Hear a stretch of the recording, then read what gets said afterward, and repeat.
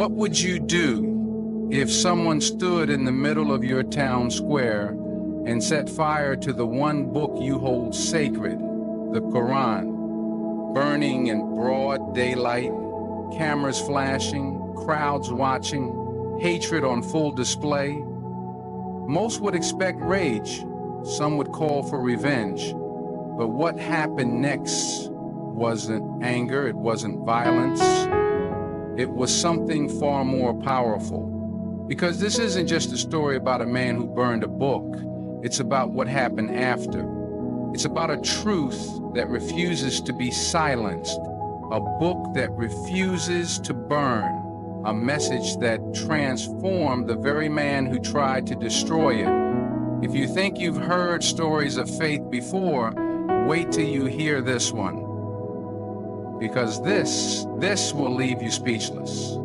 Stay with me till the end. He stood in the middle of a crowded public square, his face stern, his hand gripping the sacred book of over 1 billion people. Cameras were rolling, news outlets had already been notified.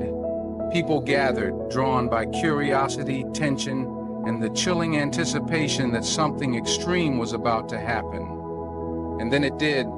He struck the match. The Quran ignited. Flames danced over the pages. The smell of burning paper filled the air. But what was truly burning wasn't just ink and parchment. It was a symbol, a direct attack on the faith of millions, an insult not to a political movement or a government, but to a divine revelation that Muslims around the world believe came directly from God.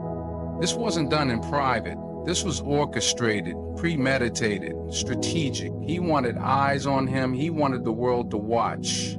His intention wasn't just to burn a book. It was to provoke a people, to anger a community, to stir outrage so he could point back and say, see, look at how they respond.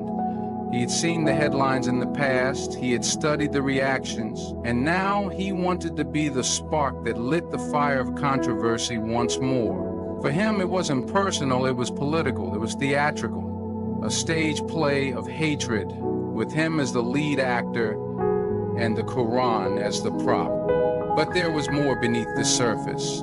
People don't wake up one day and decide to burn the holy scripture of another religion unless something darker has been brewing inside them. Pain, misinformation, hatred, or perhaps a deep emptiness that tries to find purpose by attacking what others hold sacred. The act itself was meant to shout a message: I reject you, I reject your faith, I reject your prophet, I reject your God. And in that moment, he thought he had control. He thought he was the one sending the message. But what he didn't realize was that the real message had just begun.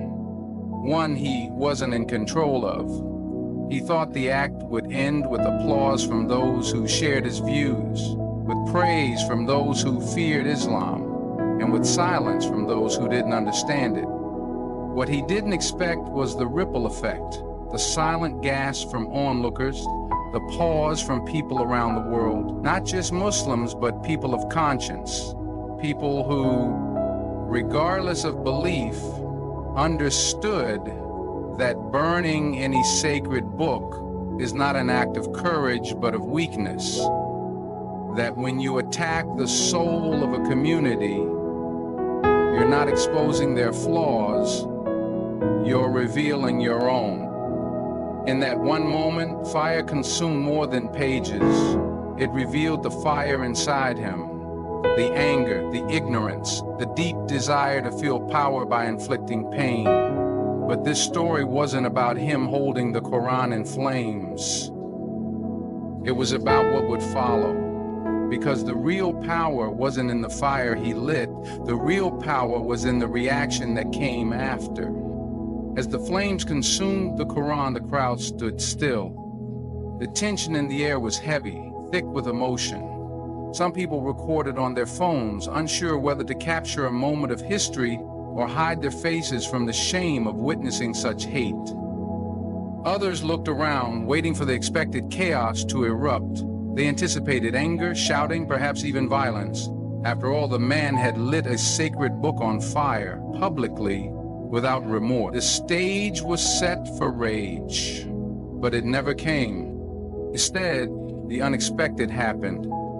A few Muslim men stepped forward, not with fists clenched, but with their hands raised in calm.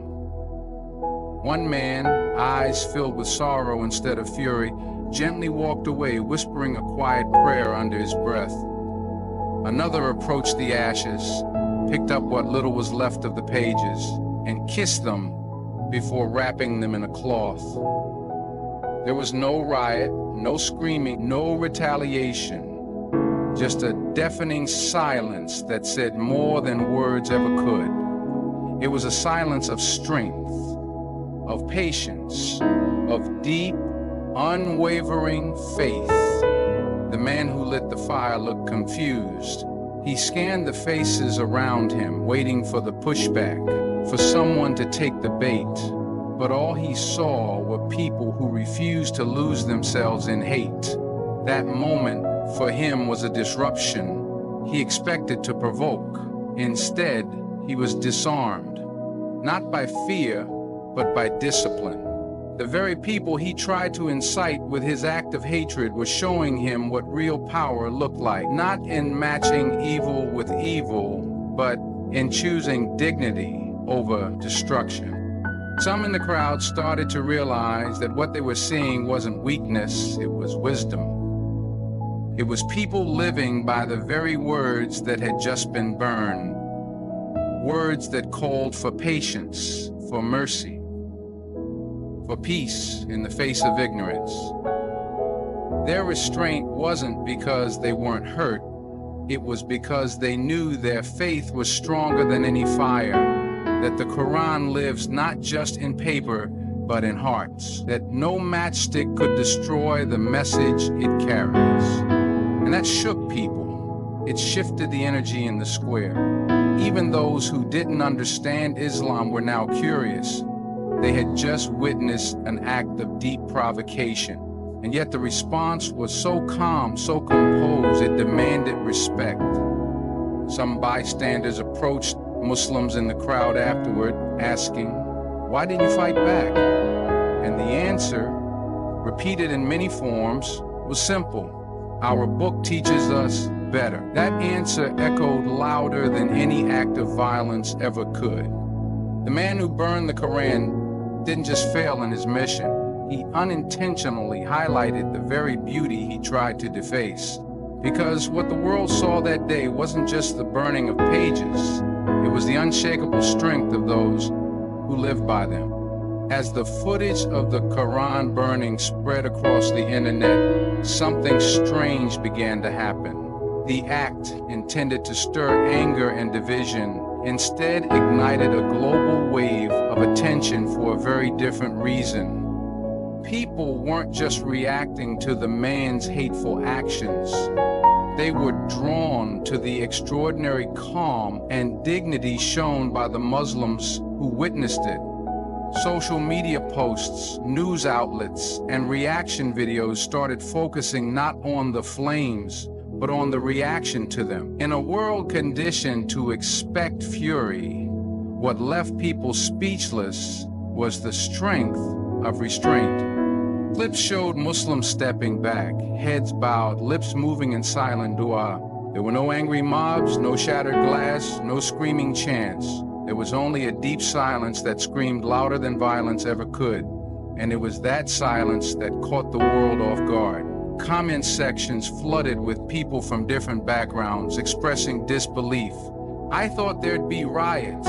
How are they this peaceful? Why didn't they react?" But slowly curiosity started replacing confusion. People wanted to know, what does the Quran actually teach that made them respond like this?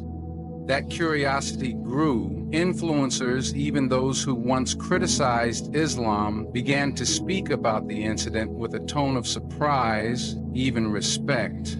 A few started researching. Some read translations of the Quran just to understand what could create such calm under such pressure. Clips surfaced of Muslims explaining that their prophet, peace be upon him, faced far worse mockery, abuse, even assassination attempts. And still he chose mercy over revenge. That this book, the very one set on fire, was filled with verses about patience, justice, and the power of forgiveness.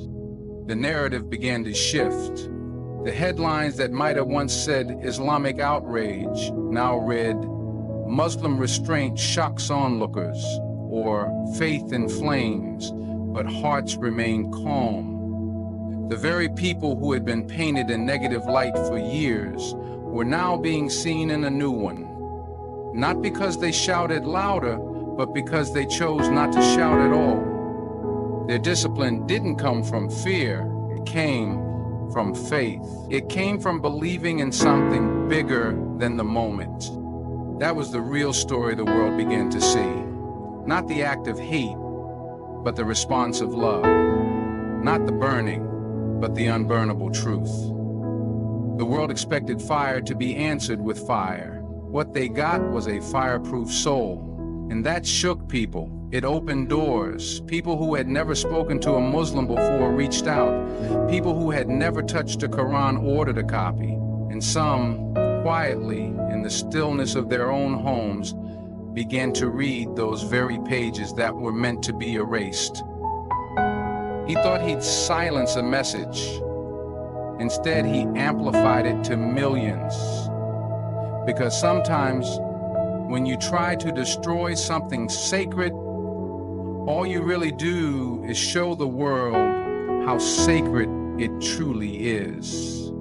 Hours after the flames had died and the crowd had dispersed, the man who burned the Quran found himself sitting alone. The adrenaline had faded, the thrill, the attention, the noise. It all melted into a silence he hadn't anticipated. But what came next was not silence from the world. His phone began to vibrate constantly.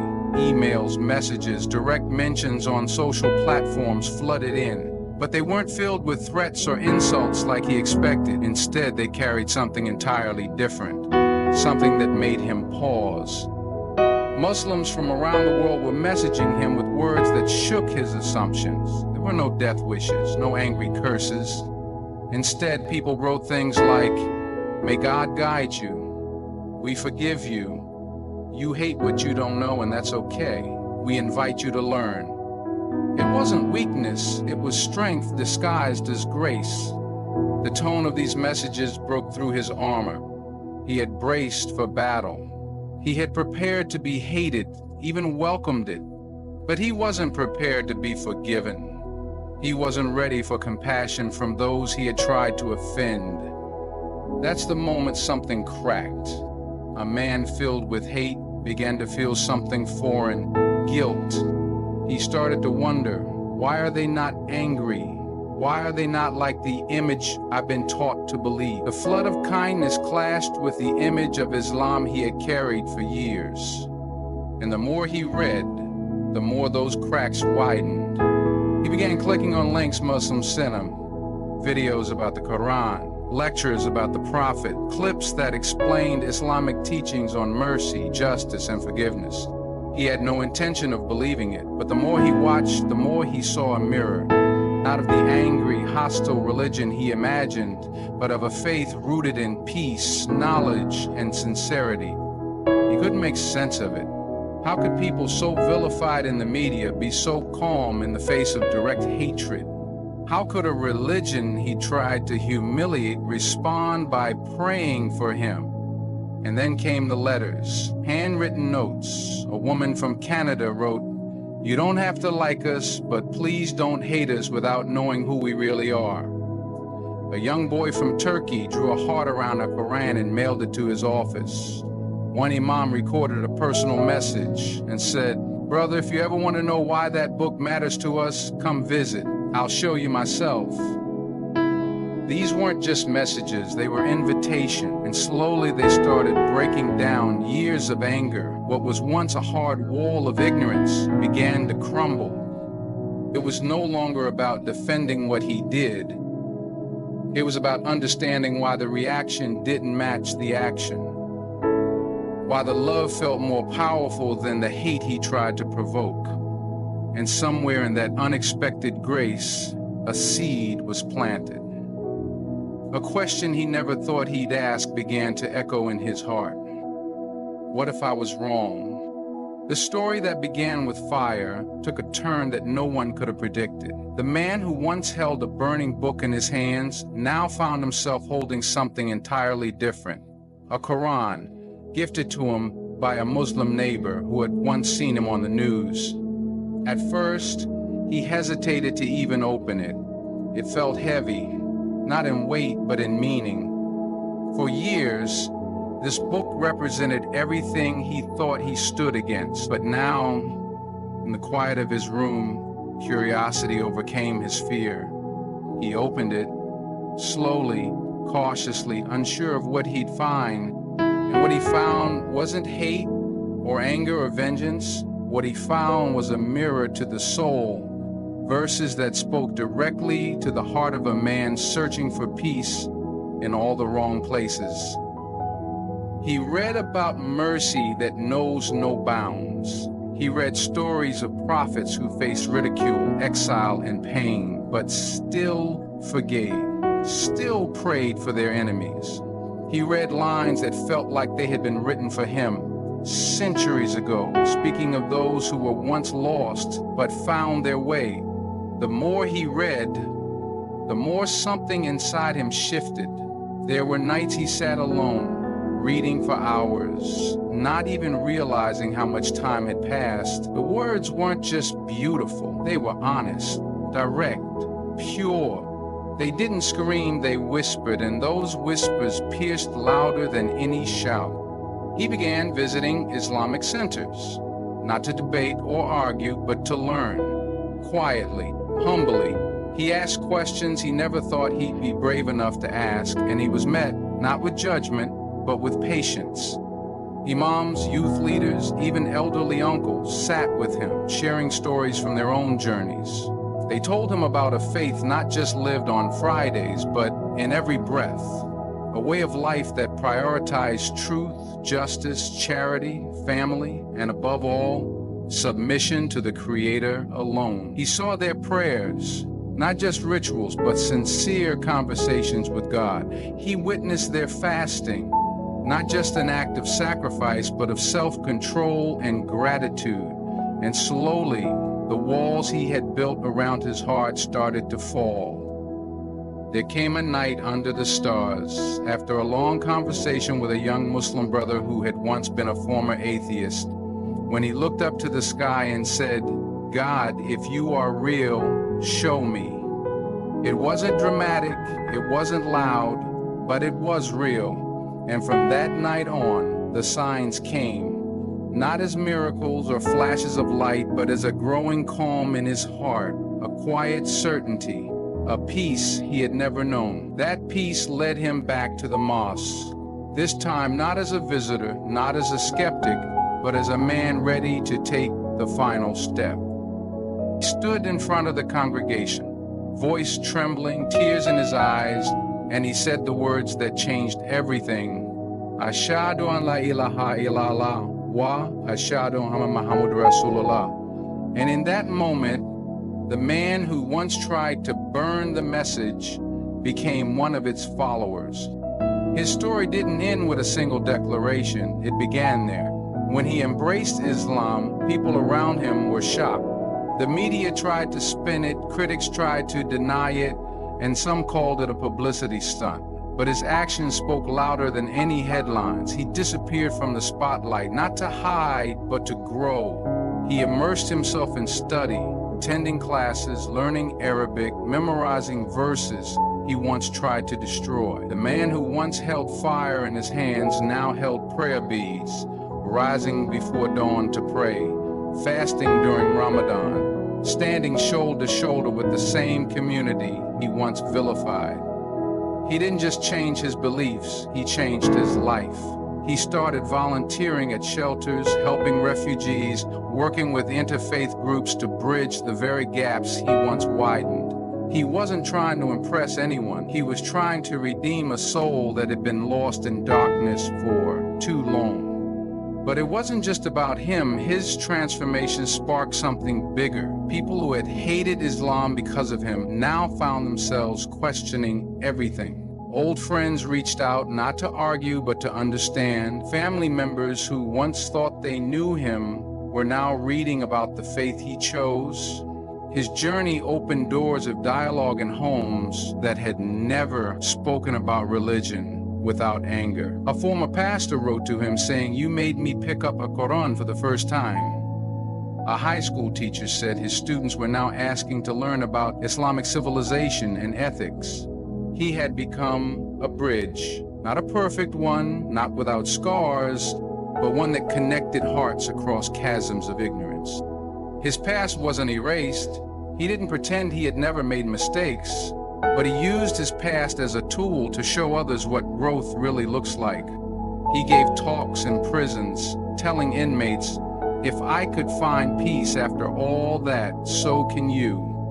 He spoke to youth struggling with identity, saying, "Don't believe everything you hear about Islam. Look for yourself." He walked into places where he was once hated, and now he was hugged. And all of this because in one of the darkest moments of his life, he encountered a faith that didn't push him away. It pulled him in with mercy. That's the beauty people saw.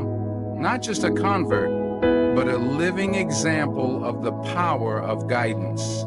The miracle of sincere change. It wasn't dramatic. It was steady, grounded, and real. His story spread quietly through communities, shared in khutbahs, mentioned in classrooms, passed from one curious mind to another. And with every retelling, it did something incredible. It reminded people that no one is too far gone, that even the worst of actions can lead to the best of outcomes when hearts are open. His life became a dawah not of words, but of living truth. And that truth continues to ripple long after the fire was extinguished. This isn't just a story about a man who burned the Quran. It's about what happens when truth meets ignorance, when mercy meets hatred, and when the light of guidance pierces even the darkest heart. He set out to insult a faith, but that very faith ended up transforming his soul, not through retaliation, not through violence, but through patience, forgiveness, and unwavering truth. His journey is proof that even the ones who seem farthest from the light can one day walk right into it if given a chance, if shown compassion, and if faced with the undeniable power of the Quran. From the ashes of that hateful act rose a testimony stronger than any debate, any argument, or any protest. A testimony that left the world speechless because it showed the strength of Islam isn't in how loudly it reacts, but in how deeply it reaches hearts. To everyone watching this, thank you for staying till the end. May you always be a light in someone's darkness.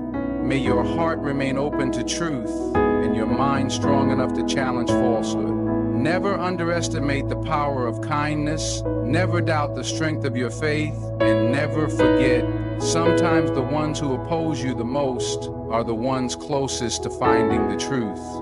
Stay strong, stay humble, and may God guide us all to what is right. Peace be upon you, and thank you.